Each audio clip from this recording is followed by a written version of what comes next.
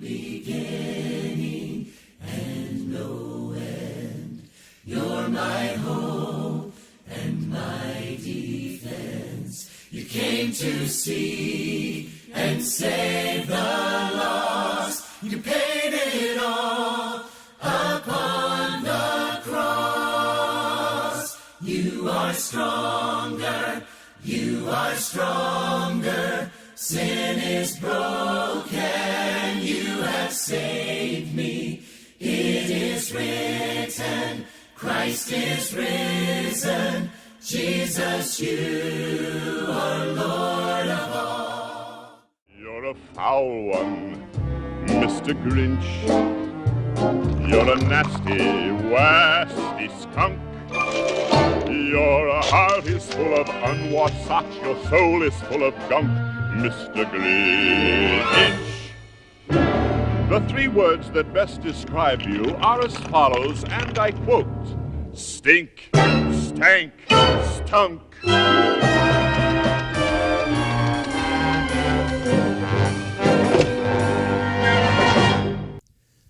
Were some of y'all singing along? Maybe that is somewhat familiar to some of you guys. I was thinking about this a minute ago. Rob, before the service started, he was like, we're singing this song, and last time we sang this, I did not sing the devil verse, and I was thinking about it, and I don't really care if the devil sits on a tag, so we're going to go ahead and sing that verse this time, because we're talking about being joyful.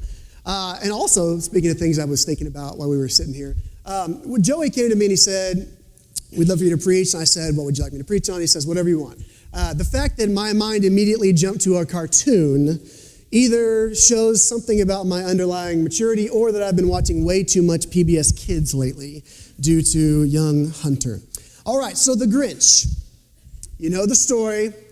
You know the face. Maybe some of you even know the song and the rest of the tale. That was just a small part, by the way. But I wanted to know, what else do y'all know about the Grinch? So I made a Grinch quiz, as is my custom.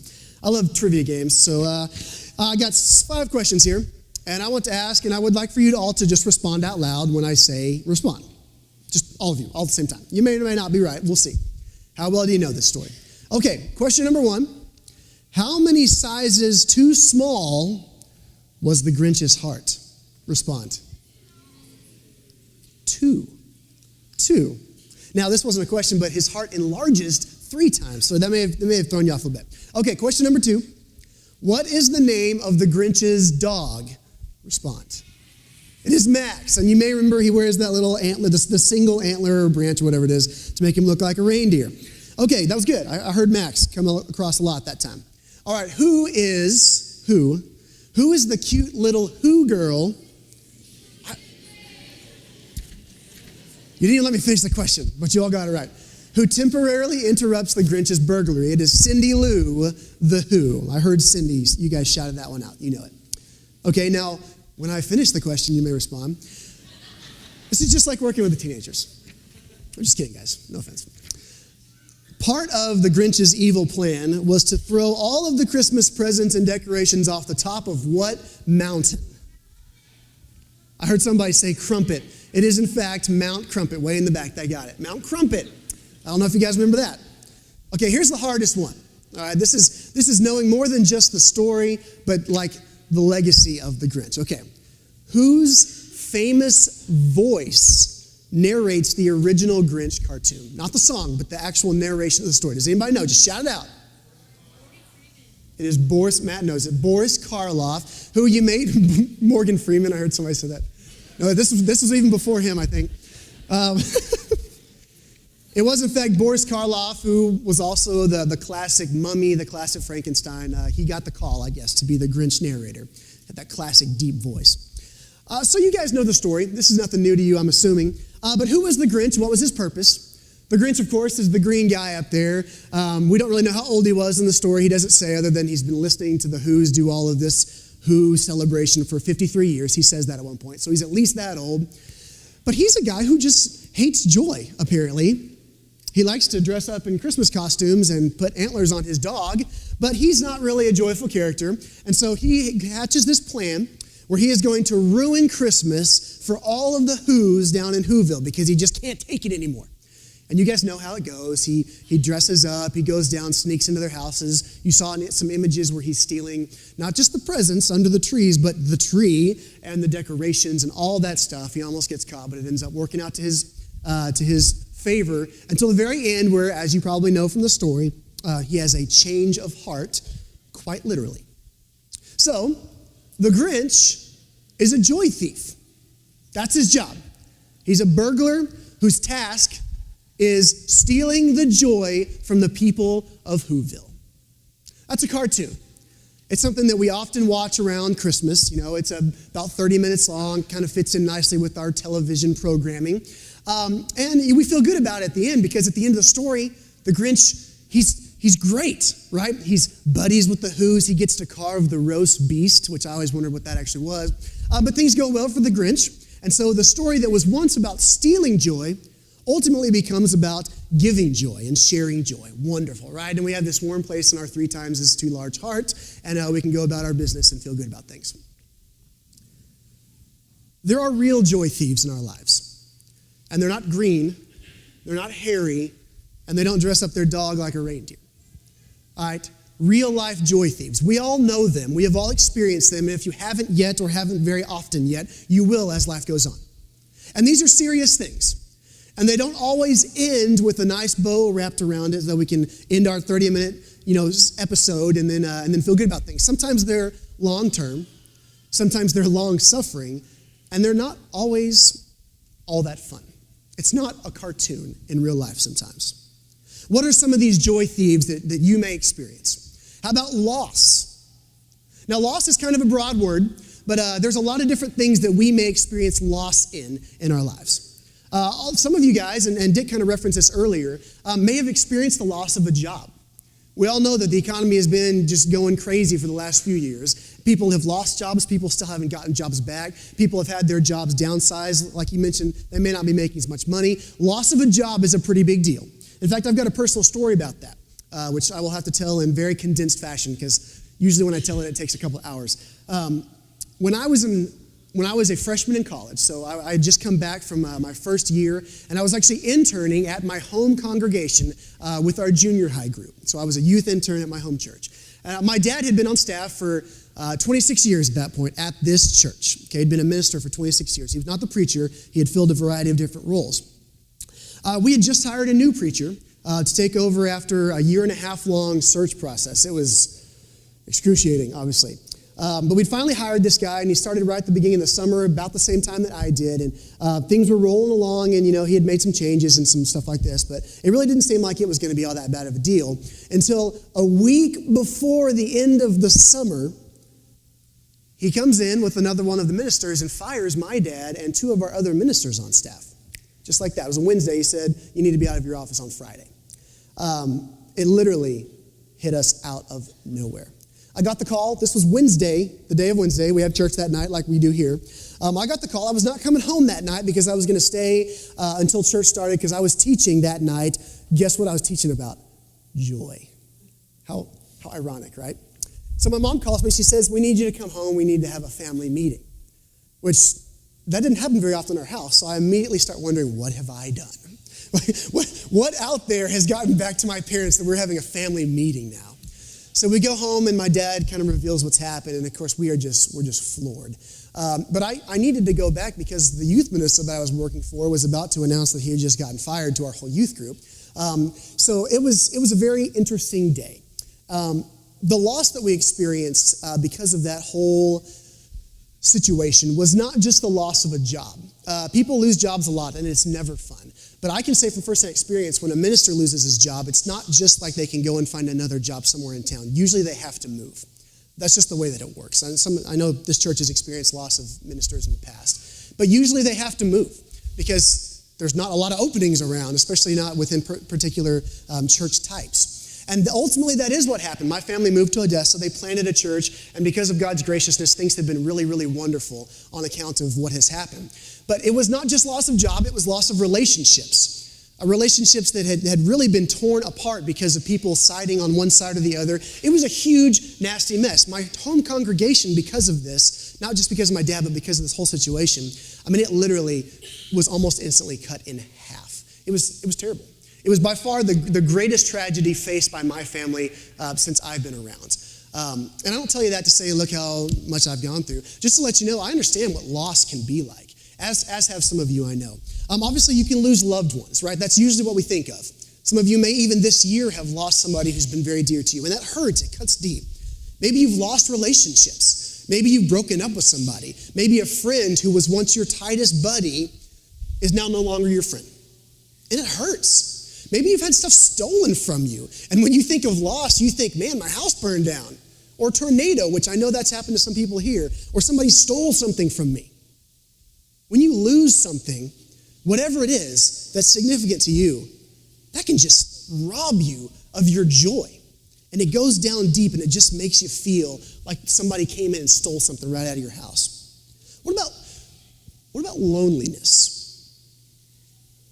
Even in this church, which is a place where we really try to promote friendship and Janet does a great job making sure people feel greeted when they walk in. And in the youth ministry, we try as hard as we can to make an environment that is welcoming. But even here, I guarantee you there are people that feel like they don't fit in.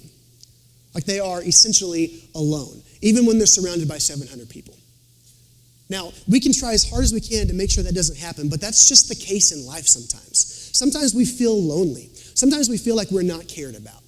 And when you feel that way, there's no joy associated with that. That's a rotten place to be. It hurts. You don't want to be there, but sometimes you just feel like you're stuck. Kind of related to that, sometimes we feel inadequate. Maybe we do because people have been passing that message along to us. You're not good enough. You're not worth anything. Whatever messages that you hear that make you feel inadequate can steal our joy. You know, there's a phrase, I'm going to censor it slightly, but have you heard the phrase that basically says, life is hard and then you die? Are you familiar with this phrase? Some people are at a place in their life where that pretty much sums up their existence. You know what? Life is hard, and then I'm going to die. It doesn't get a whole lot better than that. I hope that you are not in that place, but I just want us to be aware. Some people are. Even around Christmas, which is the joyous time of year, some people are stuck in that place, and we need to be aware of it. Maybe you are, and I'm not blaming you for that.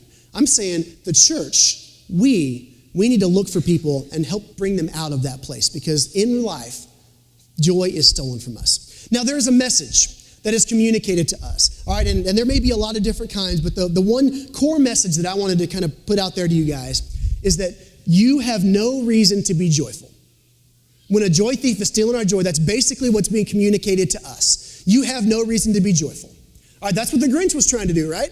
He says, if I can steal their presents, and if I can steal their decorations and steal their roast beasts, when they wake up on Christmas morning, they won't have any reason to be joyful. And they won't sing that ridiculous song. And I'll be happy up on top of Mount Crumpet. That was his plan, to take away their reason to experience joy. Let's talk about the first joy thief for a second. Let's flip over to Genesis chapter 3. It's on the screen if you don't have time to flip over to it. Let's read about what the first joy thief did. All right, here we go. Verses 1 through 5. Now the serpent was more crafty than any of the wild animals the Lord God had made. He said to the woman, "Did God really say you must not eat from the tree in the garden?" The woman said to the serpent, "We may eat fruit from the tree in the garden, from the trees, but God did say you must not eat fruit from the tree that's in the middle of the garden. You must not touch it, or you will die." The serpent said, "You will not surely die, for God knows that when you eat of it, your eyes will be opened, and you will be like God, knowing good and evil." You see, what he was telling Adam and Eve was God is holding out on you. He's withholding this blessing that is rightfully yours. If only you will go and eat that tree, then you will get to have what is not being given to you right now. Basically, right now you have no reason to be joyful, but if you go and eat that, then you will. But in reality, he was stealing their joy. Because I think most of us probably know what happens. things don't go so well for Adam and Eve or the entire human race from that point on. They were living in a pretty good spot at that time, experiencing daily joy with God, and the serpent comes in and says, you're missing out, and then he sneaks in and steals the joy. Not a good thing. So the basic summary is, you're missing out. When my sister was young, and obviously I was younger too, she was maybe early elementary school, and my brother and I walked into her room one day, and she was playing with a friend. They were doing some ridiculous thing like usual. And we say, Darcy, what are you doing right now? And she goes, you're not part of it. And you can't be part of it unless you're part of it. And we just looked at her, and of course, we were like, what? That doesn't even make any sense. But she repeated it, and we have teased her about that ever since, I guarantee you. But what she was trying to say was, this is something that's good, and you can't have any part of it. She was stealing our joy. That's what she was doing. But that's exactly what the serpent, what Satan was doing in this situation. He was letting Adam and Eve know that there's this good thing over here, and you're not getting to experience it. Now, it was a lie, but he used that lie to steal what really was their source of joy, which was this constant communion with God. Without Christ, we really don't have any hope. I believe that.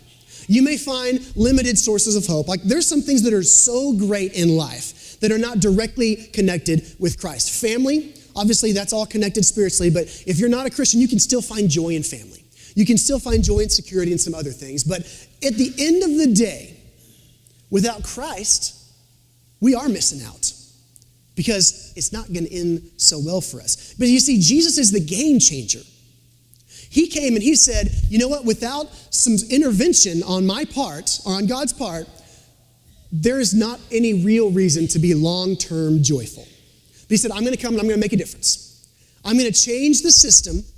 I'm going to cheat things a little bit. I'm going to cheat death and allow you, all of you who call on my name, to experience this life-giving joy. Listen to some things that we read about with regards to Jesus. The first one's from the Gospel of John.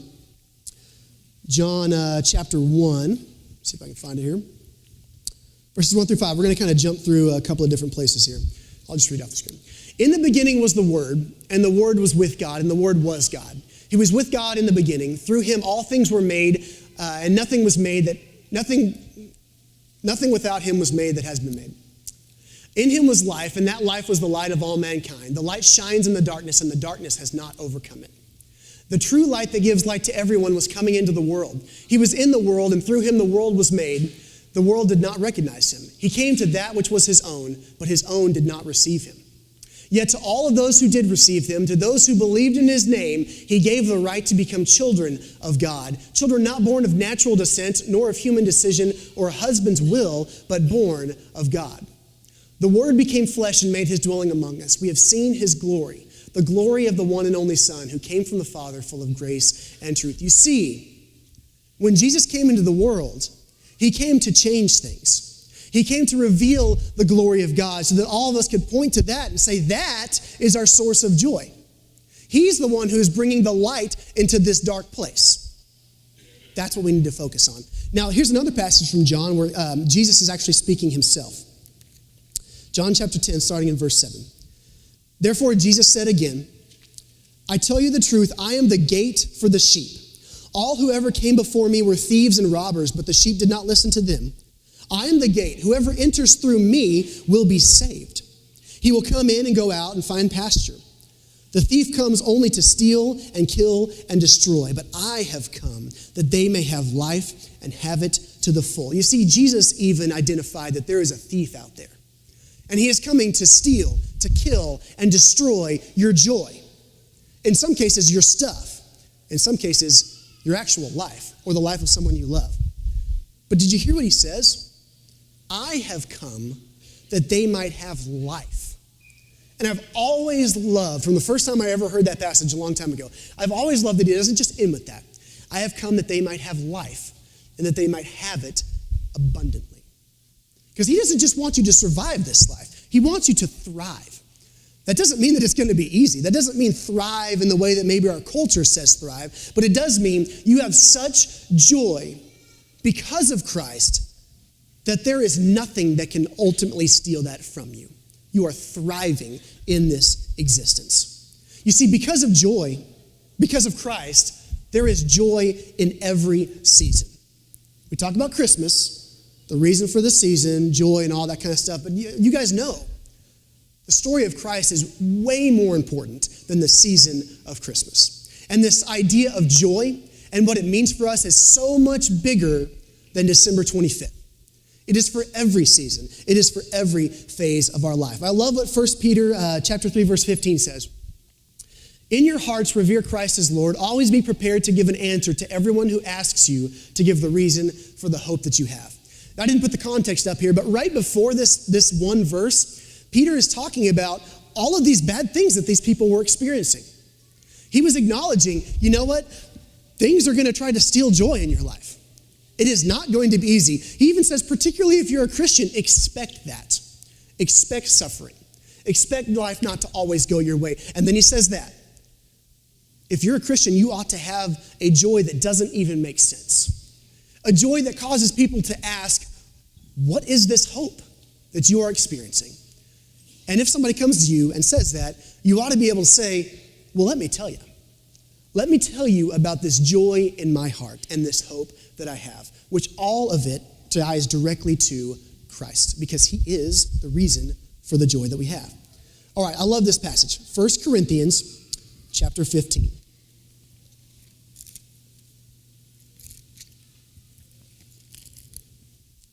So will it be with the resurrection of the dead. The body that is sown perishable will be raised imperishable. It is sown in dishonor, it is raised in glory. It is sown in weakness, it is raised in power. It is sown a natural body, and it is raised a spiritual body. Listen, I will tell you a mystery. We will not all sleep, but we will all be changed. In a flash, in a twinkling of an eye, at the last trumpet. For the trumpet will sound, the dead will be raised imperishable, and we will be changed. For the perishable must clothe itself with the imperishable, and the mortal with immortality. When the perishable has been clothed with imperishable and the mortal with immortality, then the saying that is written will come true. Death has been swallowed up in victory. Where, O death, is your victory? Where, O death, is your sting?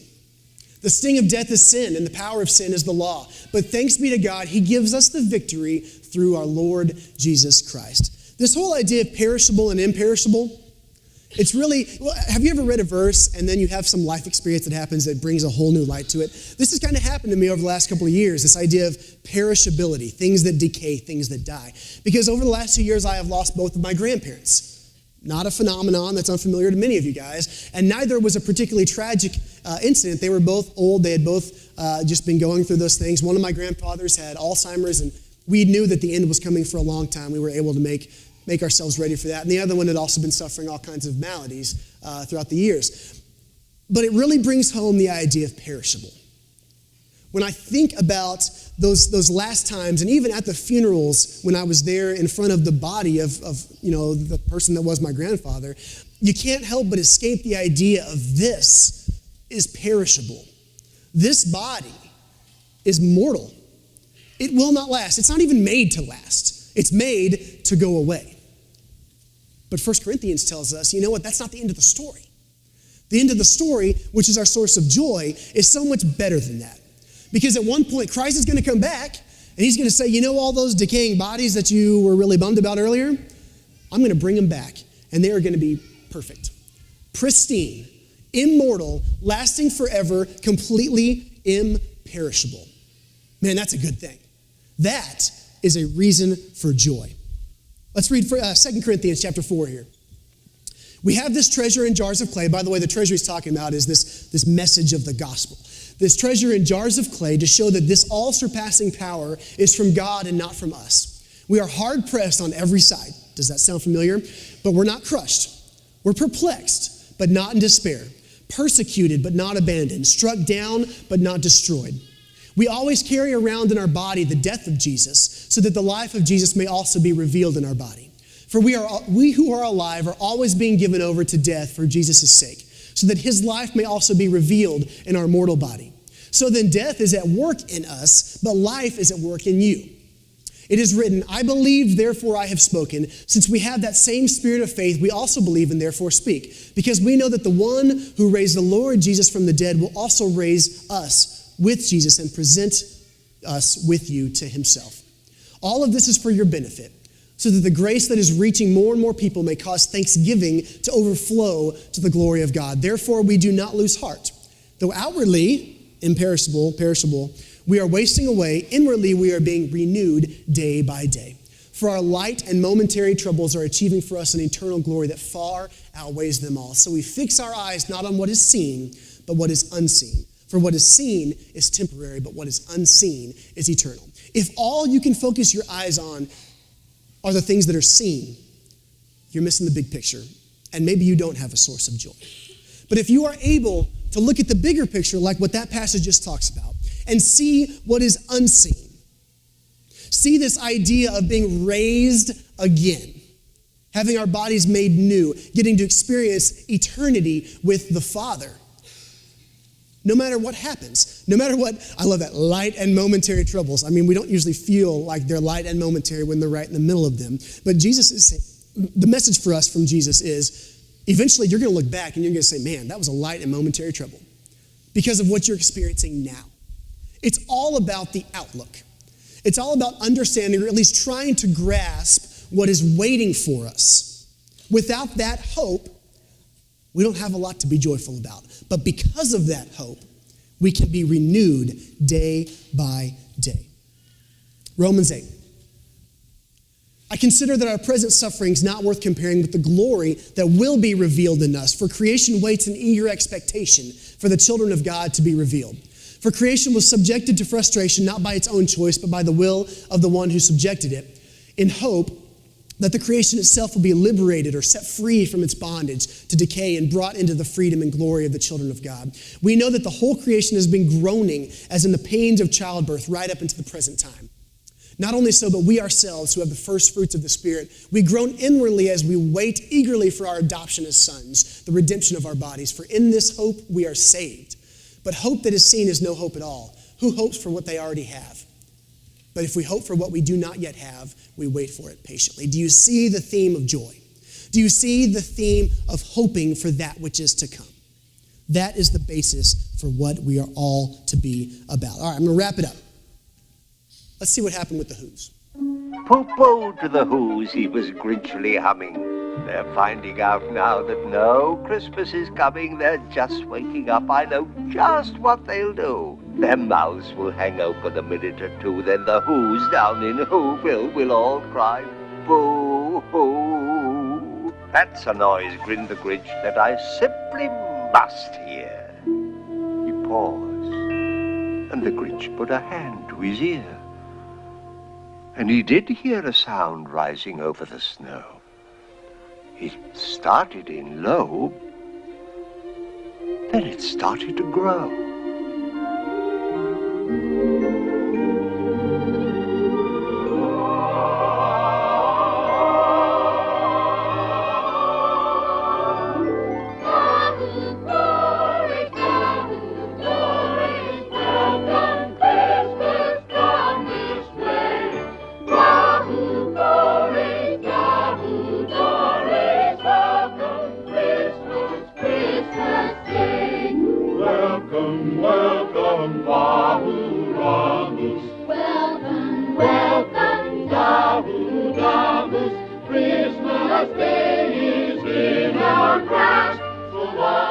But this sound wasn't sad. Why, this sound sounded glad. Every Who down in Whoville, the tall and the small, was singing without any presents at all. He hadn't stopped Christmas from coming. It came. Somehow or other, it came just the same. Warms the heart, doesn't it? The Who's were able to overcome this joy thief because they were tapped into a deeper source of joy than presents and decorations and roast beast. That's great. But guess what? We Christians are tapped into a much deeper source of joy. So whatever joy thieves threaten our happiness or our joy, if we remember where our ultimate joy comes from, we can dance around a circle and sing until the star comes up in the air. No, we can't. Maybe we will. I don't know how it works. But we will be able to overcome much because God promises that, because his power is greater than any other power that's out there that threatens our joy. Because of that, in Matthew, Jesus tells us something that is such a familiar verse to us. But he says, "You are the light of the world. A town built on a hill cannot be hidden. Neither do people light a lamp and put it under a bowl. Instead, they light it, put it on its stand. It gives light to everyone in the house."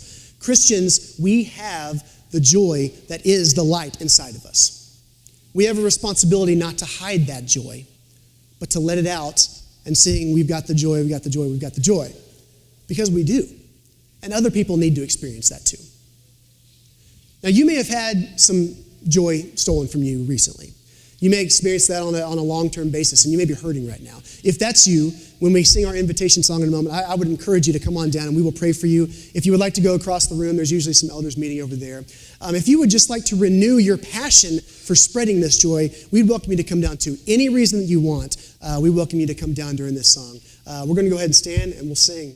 My heart will sing, no other name, Jesus, Jesus. My heart will sing, no other name, Jesus, Jesus. I'm running to your arms, I'm running to your arms. The riches of your love will always be enough. Nothing compares.